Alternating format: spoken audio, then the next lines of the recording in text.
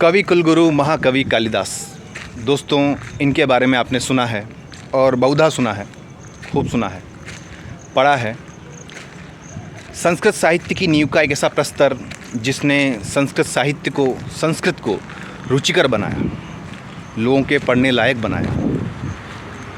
एक ऐसा उन्नायक, एक ऐसा उद्भट कवि जिसके बारे में, जिसकी प्रशंसा में अनेक ग्रंथ लिखे गए हैं, अनेक बातें कही गई है, अनेक श्लोक कहे गए हैं। और उन्हीं सब में से एक श्लोक आपने कई बार पढ़ा होगा, सुना होगा अध्ययन के दौरान, जो है पुरा कविना गणना प्रसंगे कनिष्ठिकाधिष्ठित कालिदास अध्यापितुल्यत कवेरभावात् अनामिका सार्थवती बभूव। वंशस्थ व्रत का दोस्तों ये श्लोक है जिसमें वंशस्थ छंद है और आज हम इसका अर्थ जानेंगे।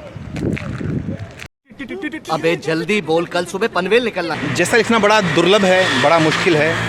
पहले के विद्वानों ने कुछ ऐसा लिखा है दोस्तों कि कदम कदम पर जब हम पढ़ते हैं साहित्य को तो हम द्रवित होते हैं और मन से एक वाह निकलती है कि क्या लिखा है लिखने वाले ने। तो आज हम इसका अर्थ देखते हैं। पुरा कविना गणना प्रसंगे, पुराने कवियों की गणना में, जब हम पुराने कवियों को गिनते हैं या उनको सम्मानित करने के लिए उनका आकलन करते हैं, तो उस प्रसंग में, कवि नाम में षष्ठी विभक्ति दोस्तों,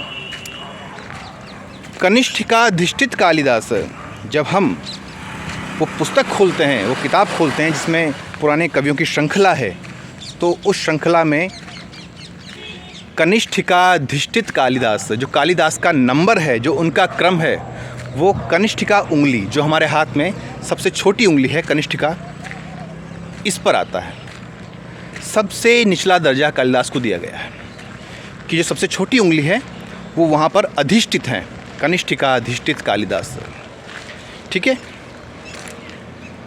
अध्यापितुल्यत कवेरभावात्, अध्य अपि, आज भी, लेकिन आज भी, तुल्यत, उनकी तुलना में, कवे अभावात्, कवे षष्ठी विभक्ति है, कवि के अभाव से, अभावात् पंचमी है अपाय के योग में, तो आज भी उनके समानता जो रखे, उनके स्तर के कवि के अभाव में अनामिका सार्थवती बभूव, जो अनामिका उंगली है वो अर्थपूर्ण हो गई है, वो सार्थक हो गई है। कैसे हो गई है? जो कनिष्ठिका के पास, हमारी जो कनिष्ठिका उंगली है, इसके पास जो उंगली होती है जस्ट, उसका नाम है अनामिका। तो जो सबसे छोटी उंगली पर कवि हैं कालिदास, तो उनकी तुलना में अब कोई कवि है ही नहीं जिसको अगली उंगली पर, यानी अगले क्रम पर रखा जाए। उस उंगली को नाम क्या दें, उसके लिए कोई नाम ही नहीं बचा। तो इस कारण वो हो गई अनामिका, उसका कोई नाम ही नहीं है और वो, उसका यही नाम सार्थक हो गया।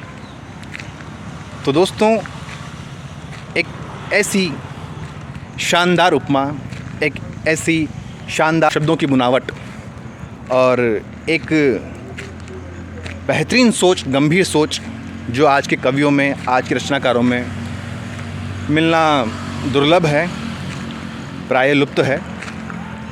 और जितना भी लिखा जा रहा है, जो नए रचनाकार लिखते हैं, वो सब संस्कृत साहित्य से दोस्तों कॉपी पेस्ट करके लिखा जाता है, उसी को तोड़ मरोड़ कर लोग अपना बना लेते हैं और इसी से उस साहित्य की समृद्धि हो रही है, वो आगे बढ़ रहा है, जो कि ठीक भी है।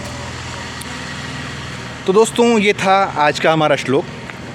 मैं ज़रा शाम को थोड़ा पढ़ने के बाद टहलता हूँ, तो सोचा आपको क्यों ना एक श्लोक बता दूँ। ठीक है दोस्तों, लर्न विद लव पर आपको सीधे वो बात मिलेगी जिसके लिए आपने क्लिक किया है, सीधा मुद्दे की बात, नो बकवास। तो देखते रहें लर्न विद लव, यूँ ही चलते चलते। अरे भैया, आप क्या बताएं, आप देख रहे हैं लर्न विद लव, और जब आपने वीडियो देख लिया तो जाते जाते वो जो बटन है साइड में, हाँ हाँ हाँ हाँ,